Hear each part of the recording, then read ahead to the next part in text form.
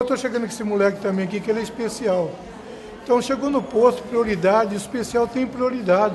Não importa se tem 300 pessoas, o deficiente tem prioridade. Só que os postos até hoje não tomaram conhecimento disso. Então você chega no posto com eles, tem que passar pela enfermagem, aí o enfermeiro fala para você, você volta às 5h30 para ele ser atendido. Volta às 5h30 coisa alguma, se ele é deficiente chegou, ele tem que ser atendido na hora, não tem que esperar 5h30 não, porque ninguém sabe a dor que ele está sentindo, tá ok? Eu acho que assim, um bom marcador para o gerente é o tanto de reclamações que ele escuta, né? O tanto de 156 que ele recebe, o tanto de ouvidorias que a unidade recebe, o tanto de barracos que acontecem no corredor, né? Aqui a gente tem um lema, né? Se está tendo barraco, está tendo dificuldade de acesso, né? Porque eu acho que não é só fazer bem ao próximo, é a si mesmo, né? Porque você ao mesmo tempo que hoje eu sou uma profissional, amanhã eu posso ser uma usuária e vou depender de outras pessoas também que vão estar na mesma posição em que eu estive ontem, né? Nunca esquecer que nós somos seres humanos.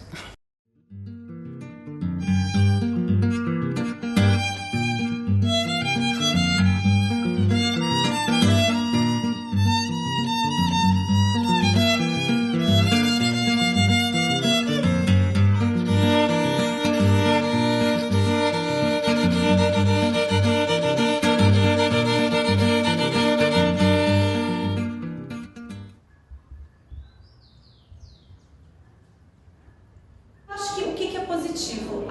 O centro de saúde, ele é às vezes a única porta aberta que esse paciente tem. Então ele chega, de alguma maneira ele chega, mesmo que não tenha a ver com a saúde, ele traz essa demanda e aí fica a responsabilidade da unidade em tentar buscar parcerias mesmo, e aí que entra a importância de você conseguir trabalhar em rede, porque sozinho você não consegue, né? Eu acho que esse é o desafio nosso das unidades básicas, que deveria ser mais unidade complexa de saúde, não unidade básica. Eu diria que a somatória dos arranjos que nós temos, no fim, ele permite uma certa organização de serviço que permite uma melhor produção de saúde do que no passado, quando tinha menos arranjo do que tem hoje. Gosto muito de alguns arranjos que me parecem bastante centrais. Gestão participativa, acho que ele é fundamental nesse processo de acolhimento. A discussão em equipe dos projetos terapêuticos singulares para aqueles pacientes mais graves, eu digo que os pacientes mais graves sempre precisam de proteção e cuidado. Só consigo garantir proteção e cuidado num trabalho interdisciplinar, com muitas pessoas envolvidas nessa proteção, nesse cuidado, buscando inclusive fora da unidade de saúde. Acho que está chegando uma coisa mais recente no SUS, embora esteja na Constituição, mas só agora a gente começa a trabalhar, que é perceber que o acolhimento não se dá única e exclusivamente no espaço da unidade de saúde, mas no sistema, na rede. Então isso é outro arranjo bastante interessante que tem aparecido. Acho que um arranjo que ainda precisa ser mais explorado é o do conselho local, ou seja, o usuário tem que ser mais protagônico nesse processo, tem ficado muito só na questão da fiscalização do que se faz e pouco na questão do planejamento mesmo, de dizer que atividades são essas, quais são as acolhedoras, quais não são, como é que a gente avalia, monitora. Então, mas tem que aprofundar, etc., mas é um arranjo bastante interessante.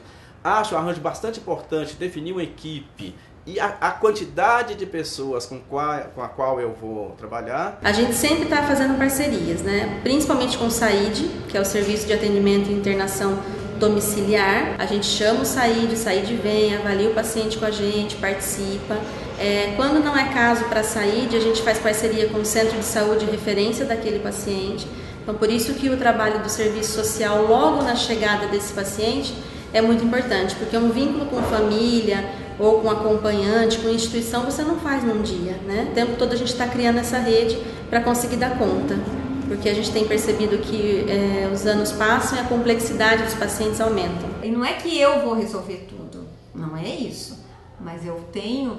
Aqui dentro eu tenho referências, às vezes ele precisa muito mais de um auxílio do serviço social, ou da psicóloga, ou da nutrição, ou do médico. Então eu consigo demandar. E se é uma coisa que eu não vou dar conta, eu posso até encaminhar para fora, mas eu vou ajudá-lo a encaminhar. Se esse paciente não pôde ser atendido totalmente aqui, precisar ir para um nível, né, secundário, terciário, a gente faz esse encaminhamento, a gente entra em contato com o paciente, ou por telefone, ou o próprio agente comunitário vai e leva essa resposta que, olha, você precisa ser atendido lá na Unicamp ou no Mário Gatti, está aqui o dia da sua consulta, né? E depois a gente também tenta fazer esse feedback, o que aconteceu lá, como foi o atendimento, qual foi a proposta, né? E porque na maioria das vezes ele retorna e vem contar, né, o que foi, qual foi o tratamento indicado. Até mesmo quando o paciente vai a óbito, a família, eles ficam bem ligados com a gente. Então a gente tenta olhar para a necessidade, da subjetividade de quem chega. A partir daí é que a gente vai montar toda a rede de assistência, se tem que focalizar mais a visita domiciliar ou se teria que focalizar a demanda de pensar nas oficinas de trabalho e geração de renda. Parte do sujeito. Quem é esse sujeito? A partir daí vai se construindo o trânsito, o caminho dele dentro ou dos nossos serviços, ou serviços que estão, e nosso serviço está na rede, então o que tem que ser acionado também da rede para poder compor toda a necessidade que ele traz para a gente. Com relação ao contexto geral, na minha unidade, o que me traz felicidade ali é o trabalho que eles têm para conosco, é a volta. Eu tenho sempre resposta, não pessoal, mas uma resposta de comunidade. Então, para mim, a felicidade é ter respostas. Acho que estabelecer fluxos também é uma coisa que às vezes a gente peca por não deixar claro para quem está ali no balcão quais são os fluxos dentro da unidade, ou mesmo fora da unidade, aí ele acaba dando uma informação insuficiente para o paciente ou uma informação errada. Isso daí prejudica também, né, do meu ponto de vista. Então a gente procura trabalhar isso também, que nem sempre é fácil, porque os fluxos são variados, às vezes muda no meio do caminho, às vezes as informações não chegam a tempo, né? Por exemplo, quebra um aparelho de raio-x, a gente não é informado com a velocidade que precisaria para evitar que o paciente chegue lá e volte para trás, porque o aparelho está quebrado, tal, mas enfim.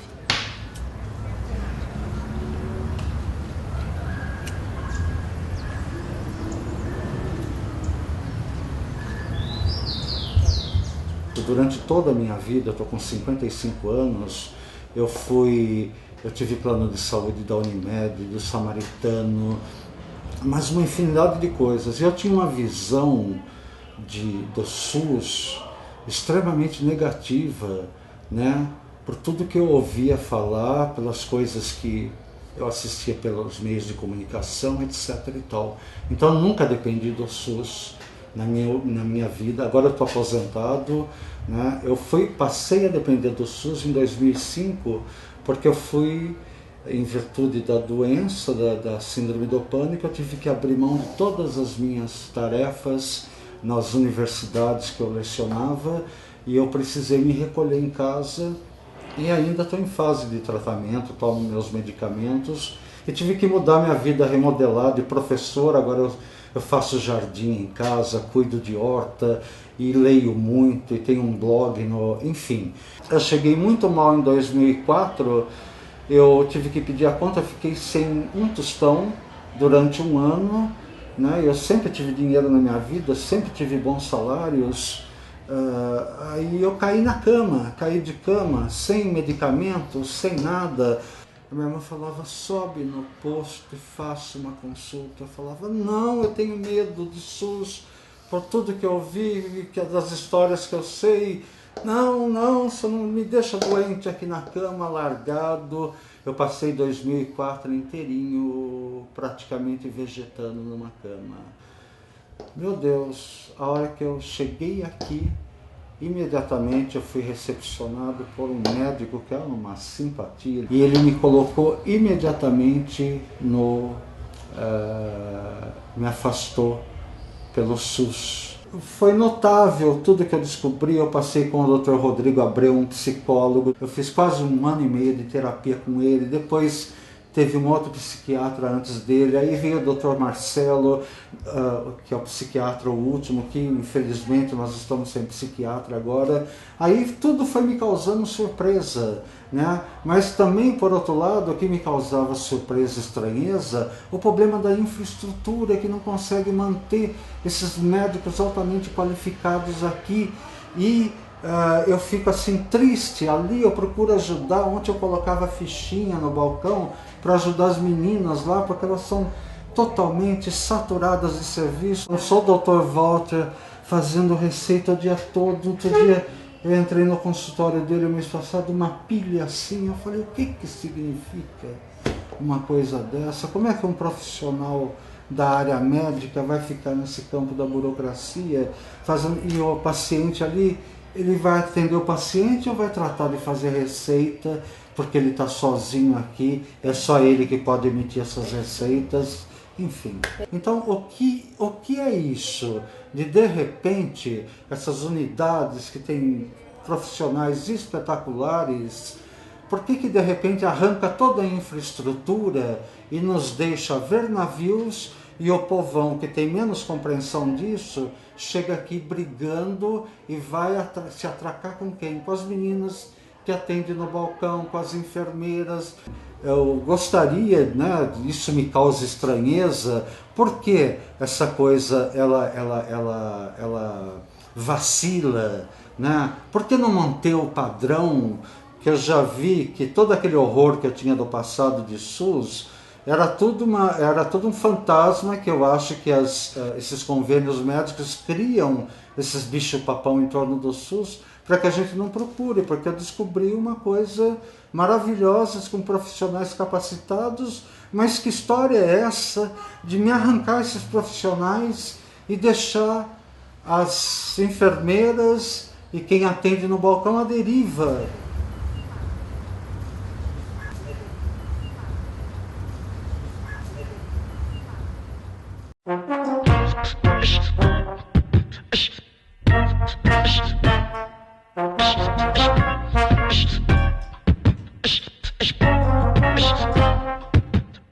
A partir do momento que eu entro na recepção e que eu recebo o primeiro paciente, eu sei que é o que eu gostaria, é o que eu quero fazer para o resto da minha vida. E eu já vejo que a recepção está de maneira adequada, está recebendo a minha pessoa de acordo com talvez a minha situação de procura para a unidade e o retorno. A gente até brinca que a gente faz tudo que ninguém sabe para onde vai, vem para o acolhimento. Seja isso ou seja uma palavra amiga do médico ou um medicamento, eu procuro tentar resolver o problema lá do paciente. É você ver que você conseguiu de alguma forma mudar alguma coisa na realidade daquela pessoa que você atendeu. Da humanização, que não é receber bem, não é tratar bem as pessoas, não é só isso. Né? Esse é um conceito, mas não é o principal, é você conseguir atender a pessoa naquilo que ela precisa.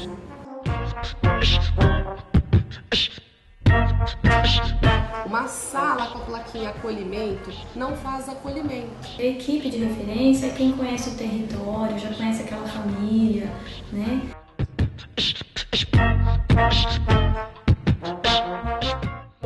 Um outro desafio hoje também é mudar um pouquinho, ou fazer com que as pessoas percebam que a unidade básica de saúde, o centro de saúde, ele não é mais o postinho de antigamente que só fazia vacina e pré-natal. A gente entende acolhimento como um ato, não como uma agenda. O que é? O acolhimento é uma tecnologia. Você também... O que você faz? Você cria isso na clientela que você está atendendo. Colo. Acho que colo, né? Acho que conforto, abraço. Né? Acho que a minha equipe dá conta disso. Mostrar algum caminho que para ela estava impossível de perceber. Então, se você mostra um caminho, você consegue já dar uma luz, né? Já é uma coisa que me traz muita felicidade.